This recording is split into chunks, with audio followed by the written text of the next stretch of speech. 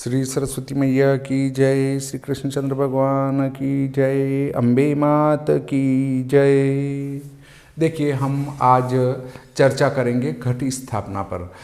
घट स्थापना पर चर्चा इसलिए करेंगे कि पूर्व का जो कल का वीडियो है उसमें कई लोगों की शंका रह गई है, तो मैं आज उस शंका का निदान कर देता हूँ।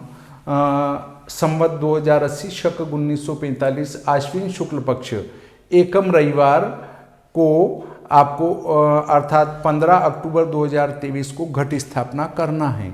तो घट स्थापना कब करना है?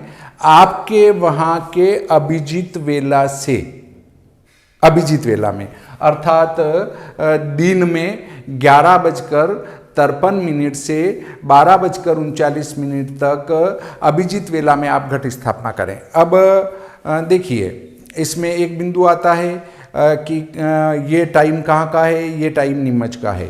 तो ये टाइम नीमच, उदयपुर और आपका राजसमंद, उसके बाद सलूम्बर, इधर हमारा प्रतापगढ़, बांसवाड़ा, आगे चलें तो धार, झाबुआ, रतलाम, मंदसौर, इधर उज्जैन, इंदौर, आगर, नागदा एरिया, इधर आएंगे तो झालावाड़, झालरापाटन, कोटा, बूंदी, चित्तौड़गढ़, भीलवाड़ा, इन जिलों में और इनके आसपास के नगरों में घट स्थापना का यही समय रहेगा, 1-2-3 मिनट के आगे पीछे।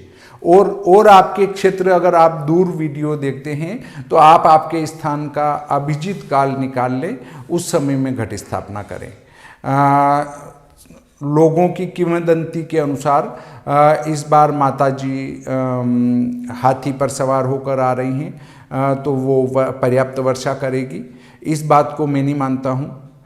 कई लोगों ने इस पर मेरे कमेंट्स भी किए हैं, व्हाट्सएप भी किए हैं कि नहीं, ऐसा माता जी का वो सवार होके आती है, सवार होके जाती है, उनका वाहन होता है।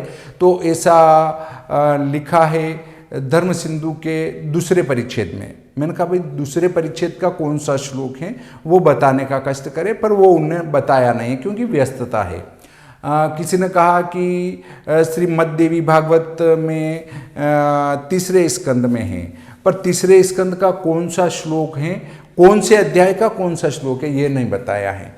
तो अगर आपके पास कोई पुख्ता प्रमाण है कि श्रीमद् देवी भागवत के कौन से स्कंद के कौन से अध्याय के किस श्लोक में ये बताया गया है कि माता जी इस वाहन पर बैठकर आती हैं, इस वाहन पर बैठकर जाती हैं, तो कृपया कमेंट बॉक्स में आप स्पष्ट रूप से लिखने का कष्ट करें, या फिर वो भ्रमित न करें। क्योंकि मुझे भी अब ये बात बतानी पड़ रही है कि लोगों के फ़ोन आते हैं कि साहब को किस पर सवार होकर माता जी आ रही है और किस पर सवार होकर माता जी जा रही है। एक श्लोक जरूर बनाया गया है, वो जनता में प्रचलित हो गया है, इससे जनता भ्रमित हो रही है कि अरे नहीं, ये तो श्रीमद् देवी भागवत का है। हाँ, मैंने नहीं पढ़ा हो और कहीं हो तो बात अलग हो सकती है। मैं ये स्वीकार करता हूँ कि मेरी दृष्टि में नहीं आया होगा, तो कृपया मेरा भी मार्गदर्शन करें ताकि मैं भी जनता का मार्गदर्शन कर सकूँ। चूँकि मेरे पास मैं मूल माता जी का ही इष्ट रखता हूँ, मतलब माता जी की ही जप वगैरह करता हूँ, तो उसमें मेरे पढ़ने में नहीं आया। तो मेरे पास 4-5 प्रकार की दुर्गा सप्तशती हैं, और इसके बाद मेरे पास श्रीमद् देवी भागवत भी 2 प्रकार की हैं, भाषा टीका वाली भी हैं और टीका वाली भी हैं। तो दुर्गा उपासना भी है मेरे पास।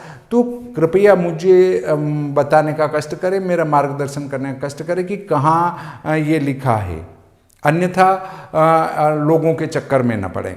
नहीं मिलता है तो मुझे भी जहाँ तक नहीं मिलता है कोई व्यवस्थित प्रमाण, मैं इस चीज़ों को नहीं मानूंगा, क्योंकि उपासना वगैरह में दुर्गा सप्तशती में मैंने कहीं भी नहीं पढ़ा है इसको। अब चूंकि जो सूर्योदय पहले घट स्थापना बता रहे हैं उनके चक्कर में न पड़े, वो गलत हैं। क्यों गलत हैं? क्योंकि अमावस्या की दिन और अमावस्या की रात्रि में घट स्थापना नहीं होती है। जहाँ तक सूर्योदय नहीं होगा वहाँ तक घट स्थापना नहीं होगी, अन्यथा माताजी श्राप दे देगी। और दूसरी बात, चित्रा और वेदरती में घट स्थापना नहीं होती है। जहाँ तक चित्रा नक्षत्र नहीं निकलता और वेदरती योग नहीं निकलता वहाँ तक घट स्थापना नहीं होगी। तो चूंकि हमारा जहाँ तक संभव हो इनको टाल देना चाहिए, नहीं टाल सकें तो भी कर्म का लोप नहीं होगा।